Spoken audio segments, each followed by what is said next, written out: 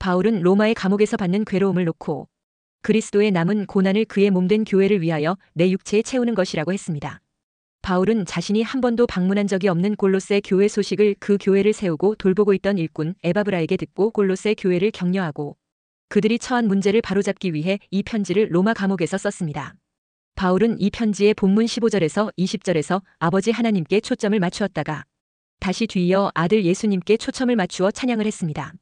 예수님은 보이지 아니하는 하나님의 형상이시요 모든 피조물보다 먼저 나신이시며 만물과 교회가 그로 말미암아 창조되었고 그를 위하여 창조되었고 그분의 손에 붙들려 있다고 했습니다.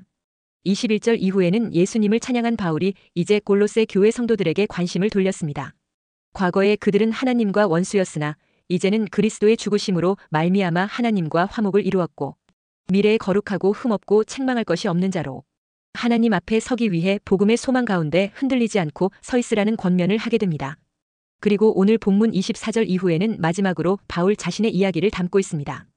24절에 나는 이제 너희를 위하여 받는 괴로움을 기뻐하고 그리스도의 남은 고난을 그의 몸된 교회를 위하여 내 육체에 채우노라 했습니다. 바울은 자신의 신앙 고백과 사명과 전달할 메시지와 자기 일에 대한 목적을 말하고 있습니다. 바울은 그동안 감추어졌던 복음의 계시를 그리스도 안에서 밝혀진 것을 나타내는 복음의 사명에 대해서 말하고 있습니다. 실제로 존재하지만 감춰져 있는 것을 보고 비밀이라 합니다. 하나님은 중요한 것은 우리에게 감추어 두셨던 것입니다.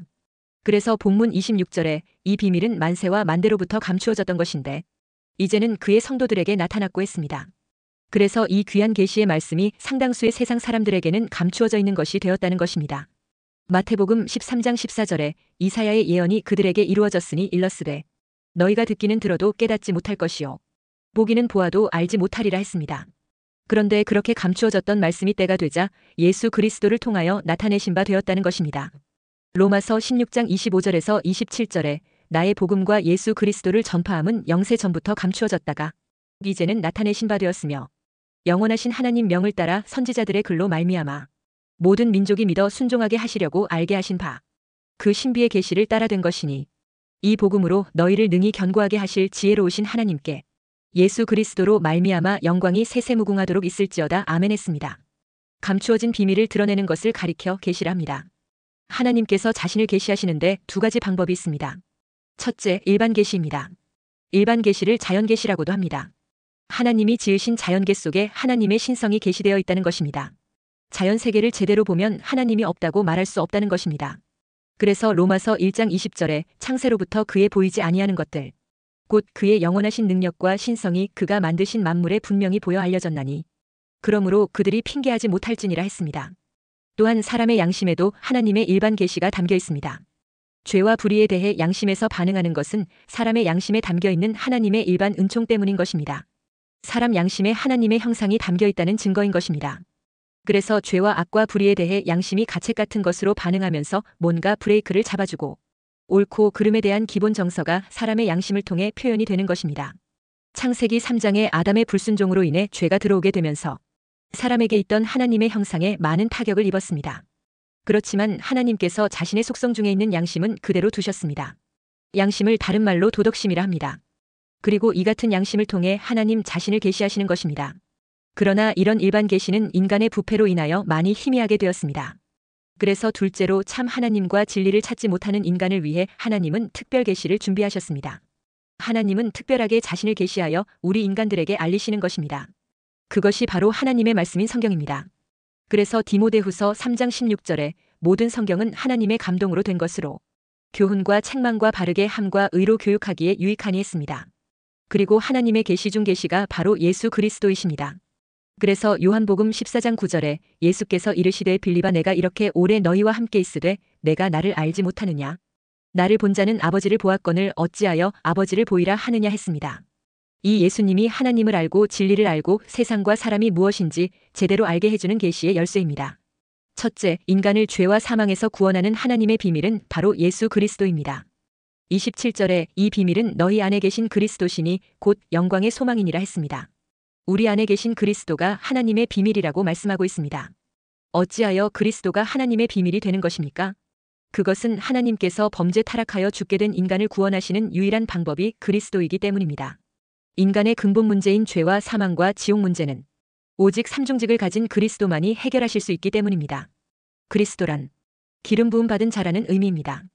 이것은 구약 이스라엘에서 기름 부음 받아 세워지는 세 가지 직임을 의미합니다. 구약에서 왕과 선지자와 제사장을 세울 때 머리에 기름을 부어서 하나님의 영이 함께하며 세운다는 의미로 임직했습니다. 그러니까 예수님을 그리스도라고 부르는 것은 예수님이 하시는 일을 가리키는 말인 것입니다. 예수는 구원자라는 의미의 이름을 가리키고 그리스도는 기름 부음 받았다는 의미의 직임을 가리킵니다.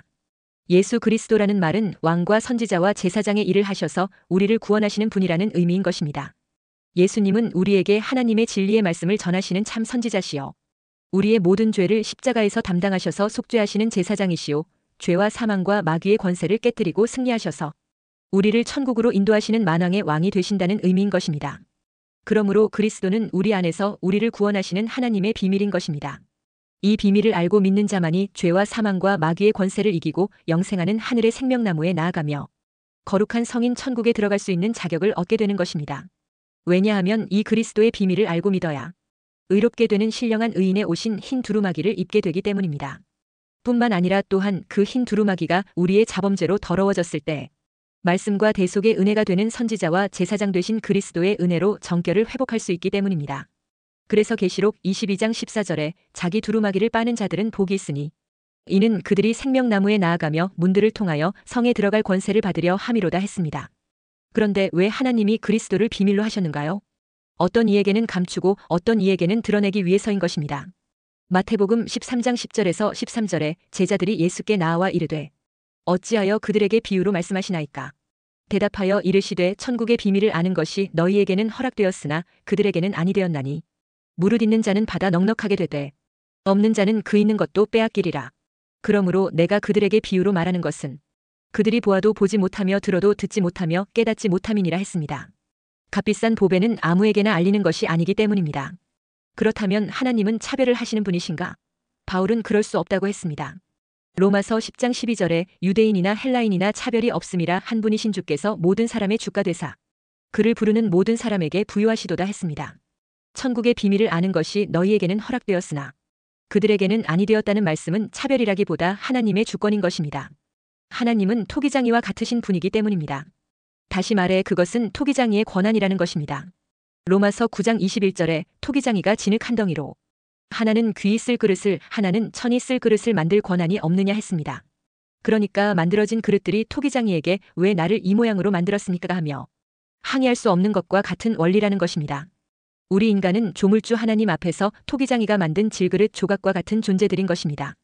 이사야 45장 9절에 질그릇 조각 중 한 조각 같은 자가 자기를 지으신 이와 더불어 다툴진대 화 있을진저 진흙이 토기장이에게 너는 무엇을 만드느냐 또는 내가 만든 것이 그는 손이 없다 말할 수 있겠느냐 했습니다. 둘째, 하나님의 비밀을 전하는 일꾼은 그리스도의 남은 고난을 채우며 섬기는 일을 합니다. 24절에 나는 이제 너희를 위하여 받는 괴로움을 기뻐하고 그리스도의 남은 고난을 그의 몸된 교회를 위하여 내 육체에 채우노라 했습니다. 바울은 그리스도의 남은 고난을 그의 몸된 교회를 위하여 내 육체에 채운다고 고백합니다. 세상 사람들은 누구나 고난당하는 것을 싫어합니다. 그러나 세상 속담에도 젊어서 하는 고생은 돈 주고 사서도 한다는 말이 있습니다. 무슨 말입니까? 사람에게는 때때로 고난이 필요하기 때문에 그렇게 생각을 하는 겁니다. 그와 같이 성도가 당하는 모든 고난 속에는 하나님의 축복된 계획이 그 속에 반드시 들어있는 것입니다. 그래서 우리는 하나님이 주시는 고난을 받을 때에는 우리가 하나님 앞에 감사하는 자세로 감당해야 되는 겁니다. 에베소서 1장 3절에 찬송하리로다 하나님 곧 우리 주 예수 그리스도의 아버지께서 그리스도 안에서 하늘에 속한 모든 신령한 복을 우리에게 주시되 했습니다. 고린도후서 1장 3절에 찬송하리로다 그는 우리 주 예수 그리스도의 하나님이시요 자비의 아버지시요 모든 위로의 하나님이시며 했습니다. 그런데 여기서 말하는 이 찬송 모두 고난을 주신 하나님에 대해 감사와 찬송하는 것입니다. 그리고 오늘 본문 24절에도 나는 이제 너희를 위하여 받는 괴로움을 기뻐하고 그리스도의 남은 고난을 그의 몸된 교회를 위하여 내 육체에 채우노라 했습니다. 바울은 무엇 때문에 이렇게 고난을 주신 하나님께 찬송하는 것입니까? 그것은 그 고난이 나에게 복음의 사명과 복을 깨닫게 만들어주고 누리게 만들어주는 하나님의 계획이기 때문입니다. 그러니까 복음과 그리스도를 위한 고난 속에 어마어마한 하나님의 복이 숨겨져 있기 때문인 것입니다. 그래서 바울은 로마서 8장 18절에 생각하건대 현재의 고난은 장차 우리에게 나타날 영광과 비교할 수 없도다 했습니다. 다시 말해 고난은 고난이 아니라 영원한 칭찬과 상급과 축복으로 나아가는 길이라는 것입니다. 그것은 고난이 아니라 보람이라는 것입니다. 고난당하는 것에 비해 그 받는 보상인 칭찬과 상급과 영광이 비교할 수 없을 정도로 크다는 것입니다. 그러니 이 생에서 주와 복음과 그리스도를 위한 고난은 돈 주고 사서라도 도전해야 할 엄청난 보화라는 것입니다. 그래서 고난은 변장된 축복이라고 말하는 것입니다. 이것은 들을 귀 있는 자만이 받을 수 있는 비밀인 것입니다. 아무나 소화할 수 있는 말씀이 아니라는 것입니다. 그래서 우리는 들을 귀를 달라고 은혜를 구해야 합니다. 그리고 우리가 이 변장된 축복인 고난을 적극적으로 도전하지 않기 때문에 하나님께서는 우리를 은밀하게 인도하시기도 합니다. 로마서 8장 1절 2절에 그러므로 이제 그리스도 예수 안에 있는 자에게는 결코 정죄함이 없나니 이는 그리스도 예수 안에 있는 생명의 성령의 법이 죄와 사망의 법에서 너를 해방하였음이라 했습니다. 생명의 성령의 법으로 사망의 법에서 해방된 구원받을 성도들은 결코 정죄함이 없습니다. 그러므로 죄에 대한 형벌도 없는 것입니다. 그래서 지옥 형벌을 면하고 천국에 입성되는 것입니다. 그런데 우리가 실제로 이 세상을 살아가다 보면 많은 문제와 사건들이 다가와서 우리가 힘들게 만드는 어려움에 떨어질 때가 많습니다. 그래서 예수님을 믿으면 좋고 편할 줄 알았는데 좋고 편하기는커녕 여전히 수많은 문제들이 연달아 찾아오는 것입니다. 왜 그렇습니까? 여기서 우리는 정리를 잘해야 합니다. 장차 구원받을 성도는 십자가 은혜의 법에 의해 죄와 사망의 법에서 해방되어 심판대 앞에서 정죄가 없는 복을 받은 사람들입니다. 그러나 문제는 현재인 것입니다. 오늘날 현재 나에게는 여러 가지 시련과 고통이 찾아오는 것입니다. 그런데 내가 다가오는 그 크고 작은 시련과 고통들은 형벌이 아니고 징계와 연단인 것입니다. 징계는 내게 잘못이 있을 때 주어지는 것이고 연단은 내게 큰 잘못이 없는데도 주어지는 것을 말합니다.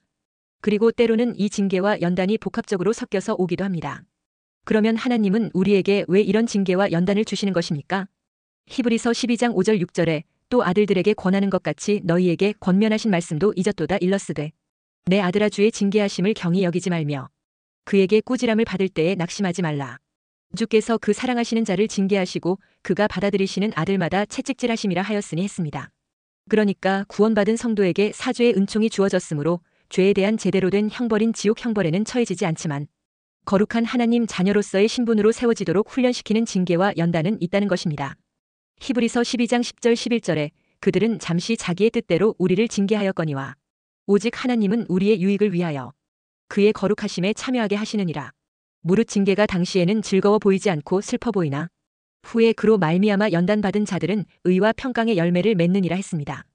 그러니까 형편없는 수준에 있던 우리를 이제 하나님 자녀다운 수준으로 세워가는 길에서 역행하는 길로 간다면 징계가 올 수 있는 것입니다. 그리고 내게 별 문제는 없을지라도 분발하여 더욱 전진해야 할 필요가 있을 때는 연단으로 하나님의 거룩하심에 참여하게 하시는 것입니다. 다시 말해 거룩을 추구하는 하나님의 자녀로 성장하게 하시는 것입니다. 그래서 연단받은 자들은 의와 평강의 열매를 맺는다는 것입니다. 그러므로 징계와 연단이 좀 힘들어서 문제이지 알고 보면 아주 좋은 것입니다. 그래서 히브리서 12장 8절에 징계는 다 받는 것이거늘 너희에게 없으면 사생자요 친아들이 아니니라 했습니다. 그러므로 징계받았다고 하나님을 무서워하거나 멀리해서는 안 되는 것입니다. 육신의 아버지가 징계해도 아버지니까 공경하는 것처럼 영의 아버지 하나님께도 복종하며 공경하는 것이 마땅한 도리인 것입니다. 그래서 히브리서 12장 9절에 또 우리 육신의 아버지가 우리를 징계하여도 공경하였거든 하물며 모든 영의 아버지께 더욱 복종하며 살려 하지 않겠느냐 했습니다. 결국 이런 징계와 연단의 목적은 스스로 자원하여 24절에 그리스도의 남은 고난을 그의 몸된 교회를 위하여 내 육체에 채우노라 하는 사람으로 세우기 위함입니다. 그러니까 자기 문제로 징계받고 연단받는 수준을 뛰어넘어 이제 다른 성도와 교회를 위해 자원하여 수고하는 바울과 같은 사람이 되라는 것입니다. 그것이 바로 그리스도의 남은 고난을 그의 몸된 교회를 위하여 내 육체에 채우는 것입니다. 그리고 25절에 내가 교회의 일꾼 된 것은 하나님이 너희를 위하여 내게 주신 직분을 따라 하나님의 말씀을 이루려 함이니라 했습니다. 사도 바울은 그리스도의 남은 고난을 자신의 육체에 채워야 할 이유를 설명하면서 자신이 그리스도의 몸된 교회의 일꾼이라고 고백합니다. 바울은 언제나 그리스도와 연합하여 자신을 생각해왔습니다. 그리스도가 없는 바울은 존재하지 않는다는 것입니다. 바울의 존재 이유는 바로 그리스도 때문입니다.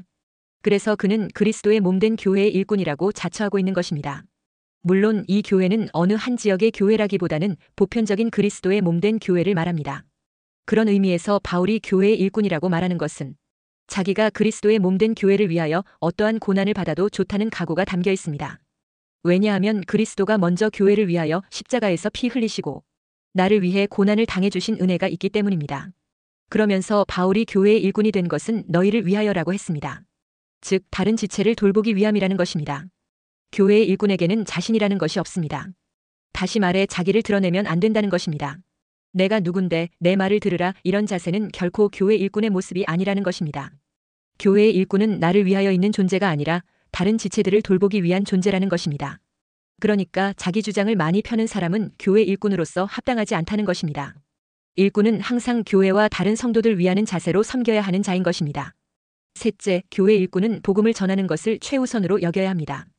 28절에 우리가 그를 전파하여 각 사람을 권하고 모든 지혜로 각 사람을 가르침은 각 사람을 그리스도 안에서 완전한 자로 세우려 함이니 했습니다. 사도 바울은 전도자들이 예수 그리스도를 전파하여 권하고 가르쳐서 각 사람을 그리스도 안에서 완전한 자로 세우려 함이라고 했습니다. 교회의 세움을 받은 일꾼들은 그 모든 일의 최우선순위가 복음 전파여야 합니다. 하나님의 교회가 존재하는 목적은 복음 전파로 천국의 영생으로 구원하는 것입니다. 직분자를 세우는 것도 천국 복음이 왕성하게 전파되는 일에 앞장서게 하기 위함인 것입니다. 그래서 우리는 무슨 일을 하든지 항상 복음 전파가 뒤따라야 합니다. 그래서 사도 바울은 복음 전파를 가장 우선순위에 두었습니다. 사도 바울은 누누이 강조하기를 복음 전파는 부득불이라도 해야 할 일이라고 했습니다. 고린도전서 9장 16절에 내가 복음을 전할지라도 자랑할 것이 없음은 내가 부득불할 일임이라. 만일 복음을 전하지 아니하면 내게 화가 있을 것이로다 했습니다. 복음 전하는 일은 마땅히 해야 할 일이므로 만약 전도하지 않으면 화가 있을 일이라고 말하고 있습니다. 에스겔 3장 18절 19절에 가령 내가 악인에게 말하기를 너는 꼭 죽으리라 할 때에 내가 깨우치지 아니하거나 말로 악인에게 일러서 그의 악한 길을 떠나 생명을 구원하게 하지 아니하면 그 악인은 그의 죄악 중에서 죽으려니와 내가 그의 피값을 내 손에서 찾을 것이고 내가 악인을 깨우치되 그가 그의 악한 마음과 악한 행위에서 돌이키지 아니하면 그는 그의 죄악 중에서 죽으려니와 너는 내 생명을 보존하리라 했습니다. 예수 믿지 않아 영원한 지옥 형벌에 처하는 사실을 전하지 않아서 악인이 죄악 중에서 죽었다면 그의 피값을 우리에게서 찾겠다는 것입니다. 그러므로 최소한 책임 추궁 받지 않으려면 한 번 정도는 정식으로 진지하게 예수 믿고 구원받아 천국 가자고 전해야 합니다. 그리고 29절에 이를 위하여 나도 내 속에서 능력으로 역사하시는 이의 역사를 따라 힘을 다하여 수고하노라 했습니다. 바울은 자신에게 맡겨진 주님의 일을 감당할 때 내 속에서 능력으로 역사하시는 이의 역사를 따라 힘을 다하여 수고한다고 했습니다. 내 속에서 능력으로 역사하시는 이란 성령의 능력을 말합니다. 바울은 철저하게 성령의 능력으로 자신의 사명을 감당한다는 것입니다. 교회의 일꾼이 일할 때는 자신의 힘으로 일하는 것이 아닙니다. 오직 성령의 능력으로 해야 합니다. 그러려면 성령 충만을 입어야 합니다. 성령 충만은 구하는 자에게 주신다고 했습니다. 다시 말해 기도하여 성령 충만해서 교회 일을 해야 한다는 것입니다. 그러므로 교회 직분자들은 항상 기도로 성령의 인도받는 삶을 살도록 몸부림쳐야 합니다. 누가복음 11장 13절에 구하는 자에게 성령을 주시지 않겠느냐 했습니다. 교회 일꾼이 성령으로 일해야 교만하지 않습니다. 성령으로 일해야 피곤하지 않고 힘들지 않습니다. 일꾼이 성령 충만한 상태에서 일해야 힘들어도 기뻐할 수 있고 괴로움을 당해도 기뻐할 수 있고 고난을 받아도 기쁜 마음으로 감당할 수 있는 것입니다. 왜냐하니까 24절 말씀처럼 그리스도의 남은 고난을 그의 몸된 교회를 위하여 내 육체에 채우는 것으로 여기기 때문입니다. 그리고 내 속에 역사하는 성령의 능력으로 일하면 29절 말씀처럼 힘을 다하여 수고하게 되는 것입니다. 그것은 성령 충만하면 최선을 다하는 자세가 되기 때문입니다. 26, 27절에 이 비밀은 만세와 만대로부터 감추어졌던 것인데 이제는 그의 성도들에게 나타났고 하나님이 그들로 하여금 이 비밀의 영광이 이방인 가운데 얼마나 풍성한지를 알게 하려 하심이라. 이 비밀은 너희 안에 계신 그리스도시니 곧 영광의 소망이니라 했습니다. 바울은 단지 사명감에 눌려 어쩔 수 없이 복음을 전했던 것이 아닙니다. 그는 자신이 전달하는 메시지에 사로잡혔습니다. 예수 그리스도의 복음에 그 영광스럽고 풍성한 소망에 빠져 있었습니다. 여기서 바울은 복음을 비밀이라고 말합니다. 지나간 시대와 세대에 감춰졌던 비밀이 이제 하나님의 거룩한 백성들에게 나타났다고 했습니다.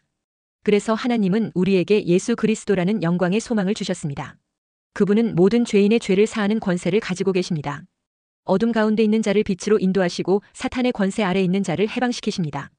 죄인을 하나님의 자녀로 만드시고 저주받을 자리에서 영광의 자리로 옮기시며 영원한 지옥 심판에서 영원한 천국으로 가도록 운명을 바꾸게 하십니다. 이것이 그리스도인 된 우리가 전파하는 복음입니다. 그래서 이것을 영광스럽고 풍성한 복음이라고 합니다. 이 영광스럽고 풍성한 복음을 많은 사람들에게 전파하여 감추어졌던 최고의 비밀이 열려지는 은혜를 전달하는 축복의 사람으로 살게 되시기를 주의 이름으로 축원합니다.